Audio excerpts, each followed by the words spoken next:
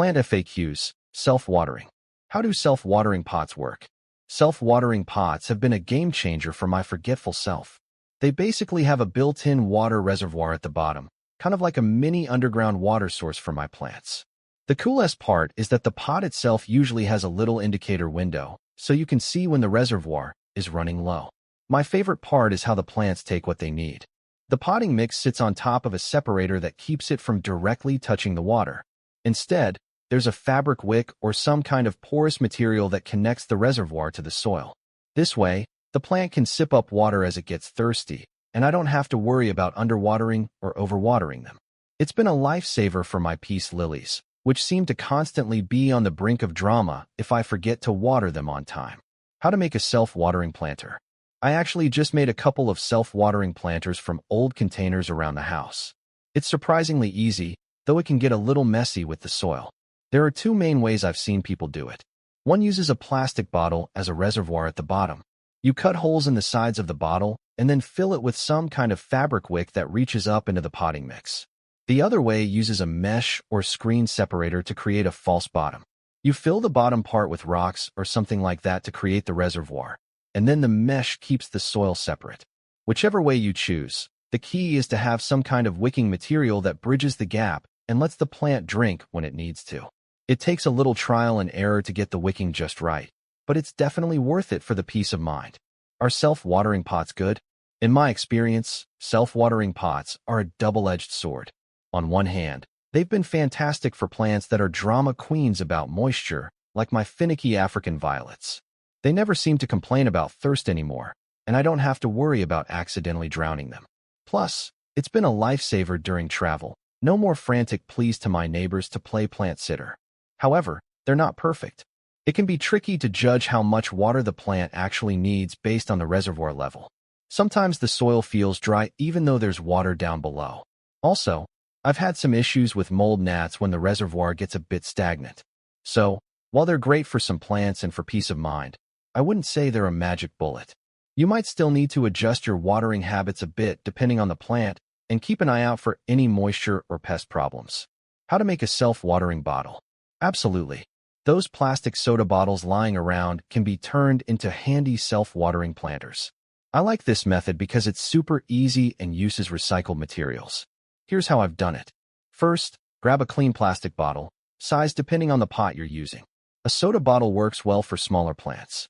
Then comes the key part, creating a slow drip irrigation system. You can use a nail or something sharp to poke a small hole in the cap. Don't go overboard with the size. You want a slow drip, not a gusher. Fill the bottle with water, screw on the cap, and flip the bottle upside down. Now, the fun part, planting. Bury the neck of the bottle in the soil of your pot, making sure the hole is just below the surface. The water will slowly seep out of the cap, keeping the soil moist as the plant drinks. Just remember to pre-water the soil before burying the bottle, and keep an eye on the water reservoir in the bottle so you know when to refill. It's a simple way to give your plants a drink even when you're not around. How to use self-watering bulbs. Self-watering bulbs have been a fun addition to my plant care routine. They're these cute little glass globes, almost like mini terrariums, that help keep my plants hydrated. Using them is pretty straightforward. First, fill the bulb with water. You can even add some liquid fertilizer if your plant needs a feeding. Then comes the fun part, the slow watering magic. There's a long, thin neck on the bulb, and that's what gets shoved into the soil. The trick is to angle the neck slightly so the water doesn't all rush out at once. Once it's nestled in the soil, the terracotta tip, at least, that's what mine have, slowly releases the water into the roots. It's like a tiny underground watering can. The best part is you can see the water level in the bulb through the glass. As the water gets used up, the bulb becomes lighter and easier to spot. That's my signal to refill it. They're perfect for short trips or for plants that don't need super frequent watering. They may not be a long-term solution, but they definitely give me peace of mind knowing my plants won't dry out completely while I'm between waterings. Do self-watering pots cause root rot? In my experience, self-watering pots themselves don't necessarily cause root rot, but they can increase the risk if you're not careful. The key is all about keeping the roots happy, and that means good oxygen flow. I've noticed that if I overfill the reservoir, the roots constantly sit in waterlogged soil. That's a recipe for disaster. Also, some self-watering pots don't have the best drainage, which can be an issue. To avoid root rot, I've learned to only fill the reservoir to a certain level, making sure there's always a bit of airspace at the bottom. Also, I try to choose pots with drainage holes whenever possible, even if they're self-watering. Following those tricks, I haven't had many problems with root rot, but it is definitely something to keep an eye on, especially if you're new to using self-watering pots. Just be mindful of moisture levels and drainage, and your plants should be happy and healthy. Are self-watering pots good for African violets? Self-watering pots have been a game changer for my African violets. These delicate plants thrive on consistent moisture levels, and the self-watering feature ensures they get just the right amount without me having to constantly monitor them. Plus, it's reduced the risk of overwatering, which can be detrimental to their health. Are self-watering pots good for fiddle leaf figs? For my fiddle leaf fig, self-watering pots have been a bit of a mixed bag. While they do appreciate consistent moisture, they also prefer a bit more control over their watering schedule. Sometimes the self-watering system can lead to soggy soil, which can cause root rot. So, I've found it's important to monitor the soil moisture carefully and adjust the watering accordingly. Are self-watering pots good for herbs? Herbs seem to absolutely love self-watering pots. Whether it's basil, parsley, or mint, these pots provide just the right amount of moisture to keep them thriving without drowning them. Plus, it's incredibly convenient to have fresh herbs on hand without the hassle of constant watering. Are self-watering pots good for indoor plants?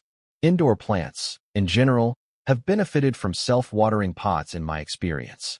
They make plant care much more manageable, especially for busy individuals like myself. I've noticed healthier growth and fewer instances of wilting or drying out since switching to self-watering pots. Are self-watering pots good for Monstera? My Monstera has flourished in a self-watering pot.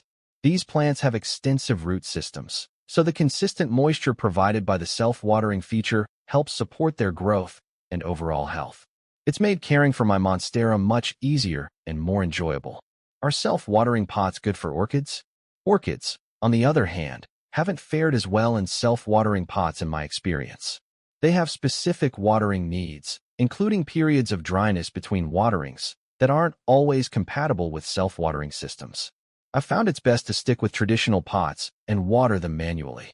Are self-watering pots good for peace lilies? Peace lilies have done surprisingly well in self-watering pots. They appreciate consistent moisture, and the self-watering feature ensures they stay hydrated without the risk of overwatering. It's made caring for my peace lilies much more foolproof. Are self-watering pots good for snake plants? Snake plants are another indoor plant that thrives in self-watering pots. They're quite resilient and can tolerate periods of dryness, but they also benefit from consistent moisture. Self-watering pots strike the perfect balance, providing just enough water to keep them healthy without the need for frequent watering. Are self-watering pots good for succulents? Succulents, on the other hand, haven't done as well in self-watering pots in my experience. They're adapted to arid conditions and prefer well-draining soil that dries out between waterings. The constant moisture provided by self-watering pots can lead to root rot and other issues. Are self-watering pots good for tomatoes? Tomatoes can be grown in self-watering pots with success, especially in smaller spaces or urban environments where traditional gardening may not be feasible. The self-watering feature helps ensure they get consistent moisture, which is crucial for fruit development. However, it's important to choose a pot size that accommodates the tomato plant's root system and to monitor soil moisture levels closely. Are self-watering pots good for Venus flytraps? Venus flytraps are highly specialized plants that require a specific growing environment, and self-watering pots may not provide the conditions they need to thrive. They prefer to be watered with distilled water or rainwater and require a period of dormancy during the winter months. While self-watering pots can provide moisture, they may not meet all of the plant's unique requirements. Do ferns like self-watering pots? Ferns can thrive in self-watering pots, but it depends on the specific needs of the fern species and the design of the self-watering pot. Some ferns, like Boston ferns, appreciate consistent moisture, making them well-suited for self-watering pots. However, it's essential to ensure that the pot provides adequate drainage and doesn't keep the soil too waterlogged, as ferns can be prone to root rot if they're sitting in soggy conditions for too long. Overall, Self-watering pots can be a convenient option for growing ferns, but it's crucial to monitor the soil moisture and adjust watering as needed to prevent any issues. Do self-watering pots attract mosquitoes? Absolutely. Those self-watering pots can be a breeding ground for mosquitoes if you're not careful. Stagnant water is basically a mosquito maternity ward, and the reservoir in a self-watering pot can be a perfect place for them to lay eggs. I've definitely noticed a few pesky mosquitoes buzzing around my self-watering planters before. It's not pleasant, and it kind of defeats the purpose of having these low-maintenance pots. The good news is there are ways to outsmart the mosquitoes. First, I try to avoid overfilling the reservoir. The less water sitting around, the less attractive it is for them to lay eggs. Second, I keep an eye on the water level and change it out regularly, especially in hot weather when mosquito populations tend to boom. Some people even recommend adding a few drops of vegetable oil to the water. Apparently, it disrupts the surface tension and makes it harder for them to lay eggs. I haven't tried that myself yet, but it might be worth a shot. Overall, self-watering pots are great, but keeping them mosquito-free takes a little vigilance. By being mindful of the water level and using a few preventative tricks, you can keep your plants hydrated and your patio bite-free. Do self-watering spikes work? Self-watering spikes can be a helpful tool, but they work best in certain situations. Here's my take on them. For short trips, like a long weekend away, they can be a lifesaver for low-needs plants. The spikes slowly release water into the soil as needed, keeping things from completely drying out. I've used them for my snake plant, and it seemed happy as a clam when I returned. However, they're not perfect. They might not provide enough water for thirsty plants, especially in hot weather. Also, it can be tricky to gauge how much water is actually getting to the roots. Sometimes the topsoil feels dry even though the reservoir in the spike is full. Another thing to consider is pot size. The spikes work best in smaller to medium-sized pots. In a large pot, they might not reach all the roots, leaving some areas dry. Overall, I find self-watering spikes are a decent option for short getaways and low-maintenance plants. But for long absences or finicky plants, I'd probably stick with self-watering pots or ask a friend to give them a proper watering. How do self-watering garden beds work? Self-watering garden beds, also known as wicking beds or sub-irrigated planters, are a game changer for anyone who struggles with keeping their veggies or flowers evenly moist. They're basically built-in mini watering systems for your raised garden. Here's the magic. The bed itself has two compartments. The bottom part acts as a water reservoir, like an underground lake for your plants. The top part is filled with your usual potting mix where the plants grow. Now, the cool part is there's a barrier in between, often made of fabric or a mesh screen. This barrier separates the water reservoir from the soil, but it allows water to wick up into the soil through capillary action. It's like using a paper towel. The water gets sucked up from the bottom reservoir as the soil dries out higher up. This way, the plants can access water whenever they need it, and you don't have to worry about underwatering or overwatering. There's usually a water level indicator on the reservoir, so you know when it's time to refill, kind of like a giant water gauge for your veggies. I've found self-watering beds to be a lifesaver, especially during hot summers when I practically live with a watering can in hand. They've also been a huge help when I'm short on time or going on vacation. My tomatoes seem much happier now that they can regulate their own water intake. How do self-watering hanging baskets work? Self-watering hanging baskets are a lifesaver for keeping my favorite cascading flora thriving. They take the guesswork out of watering those high-up plants that always seem to be on the brink of dehydration. Here's how they work their magic. Imagine a double-decker planter. The top part, where you plant your beauties, is like any regular hanging basket. But the bottom half holds the secret weapon, a water reservoir. This built-in water tank keeps a hidden stash ready for your plants whenever they get thirsty. The coolest part is the connection between the two sections. There's usually a fabric wick or a series of porous channels that act as a water bridge. These wicks dip down into the reservoir and reach up into the potting mix. As the soil dries out, water gets sucked up through the wicks by capillary action, just like a straw pulling up a drink.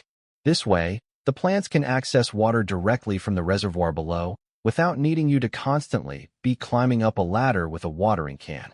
Many self-watering hanging baskets even have a water level indicator on the outside.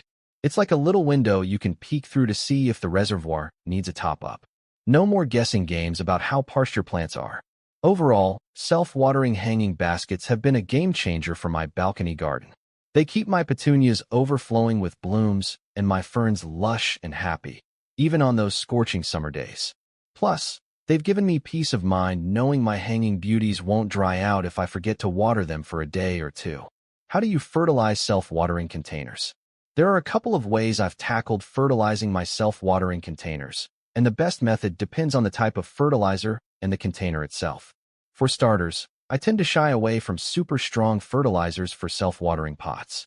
Since the fertilizer sits in the reservoir and gets released slowly, there's a higher risk of burning the plant's roots if you use too much. So, I usually dilute liquid fertilizer more than the package instructions recommend. Here are the two main approaches I use. Direct reservoir feeding. If I'm using a liquid fertilizer, I'll mix a diluted solution directly in the reservoir itself. The trick here is to only fill the reservoir to about 3/4 capacity. That way, the plant roots aren't constantly sitting in fertilized water, which can be harsh. Then, I monitor the water level and refill with plain water once it gets low. This ensures the plants get a little nutrient boost, but also have access to plain water for dilution.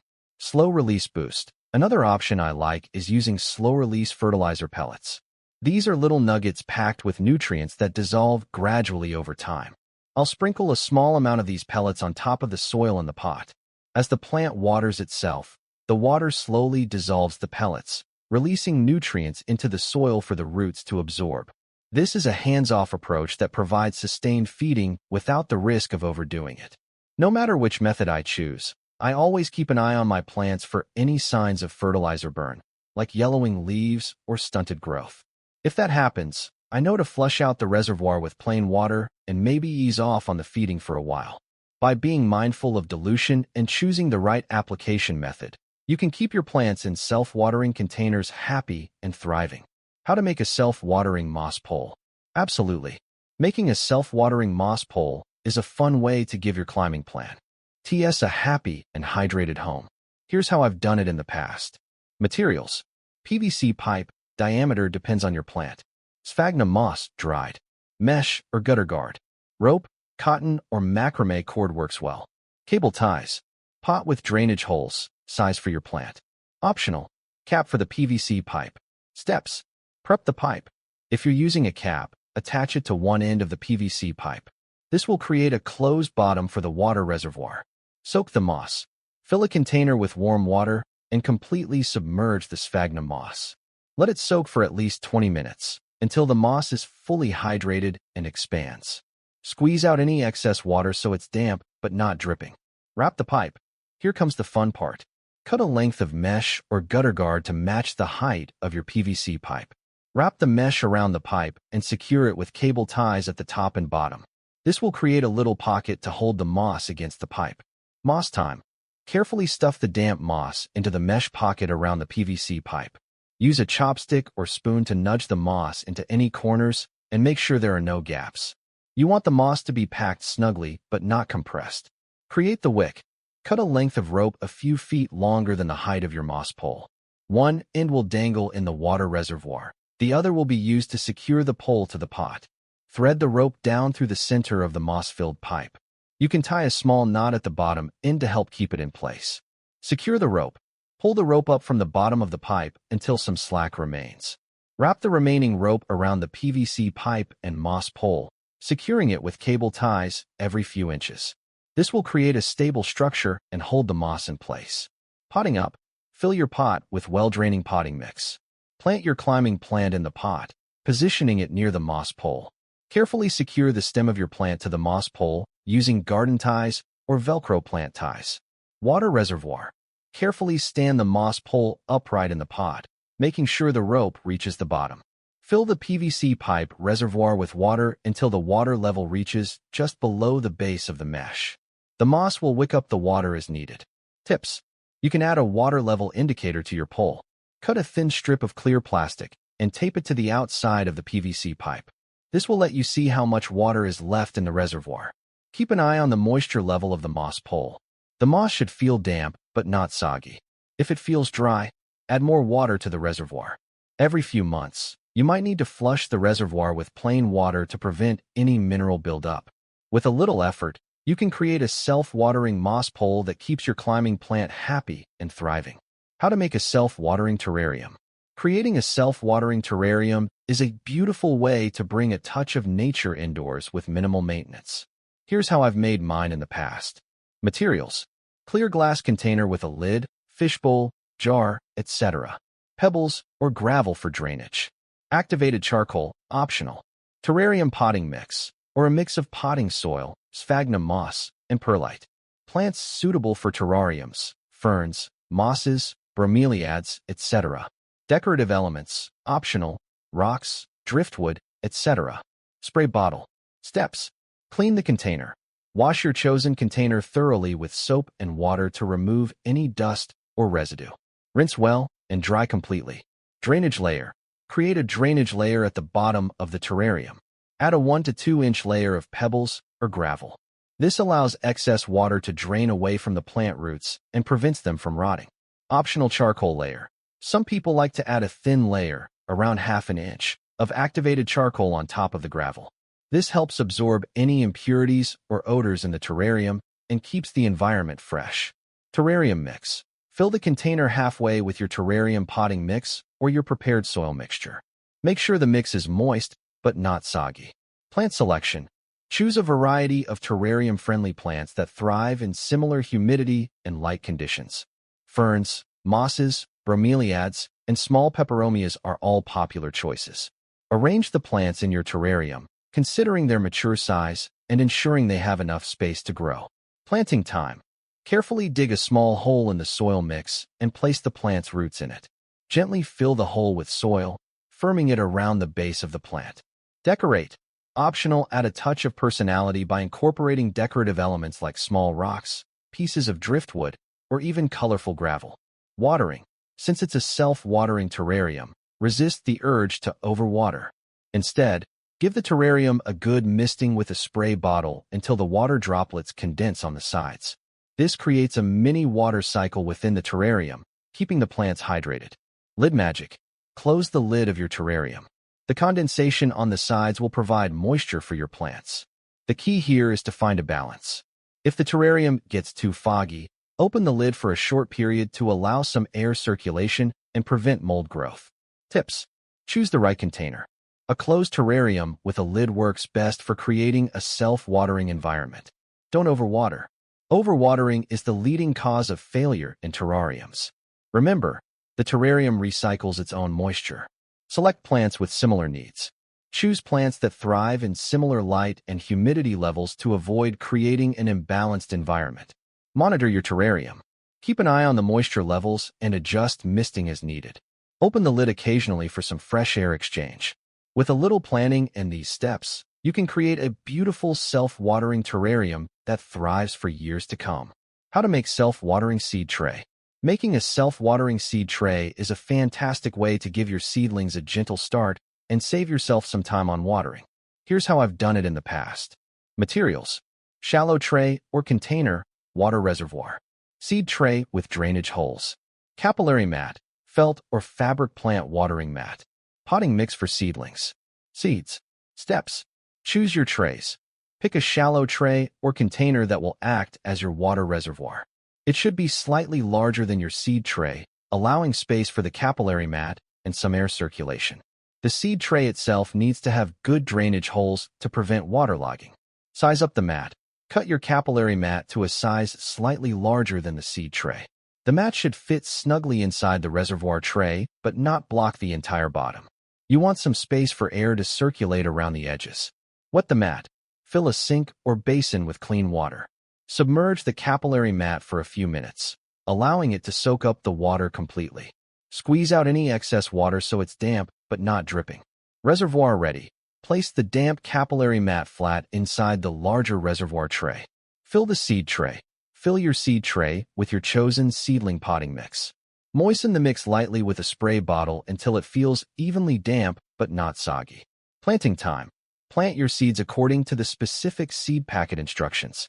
Some seeds need to be pressed lightly into the soil, while others prefer to be scattered on top. Seed tray on top. Carefully place the planted seed tray on top of the damp capillary mat in the reservoir tray. Waterproofing, optional for extra moisture retention, you can cover the seed tray with a clear plastic dome or humidity tray. This helps trap moisture around the seedlings and creates a mini greenhouse environment. Just remember to crack open the lid or remove it slightly every few days for some air circulation and prevent mold growth. Watering. The beauty of this system is that the watering becomes quite hands-off. As the seedling mix dries out in the seed tray, it draws moisture up from the damp capillary mat below. Keep an eye on the water level in the reservoir tray. If it looks dry, top it up with water so the mat can continue to wick moisture to the seedlings. Tips. Seedling heat mats can be helpful for some seeds that prefer warm soil temperatures for germination. Place the heat mat under the reservoir tray, not directly under the seed tray. The capillary mat will help distribute the heat evenly. Don't overwater. The self-watering system provides consistent moisture, so avoid adding extra water directly to the seed tray. Light is crucial for seedling growth. Place your seed tray in a bright location, ideally near a sunny window, or consider using grow lights. Once your seedlings sprout and grow stronger, they'll eventually need to be transplanted into larger pots. With a little effort, you can create a self-watering seed tray that keeps your precious seedlings happy and hydrated, giving them the perfect start to their life.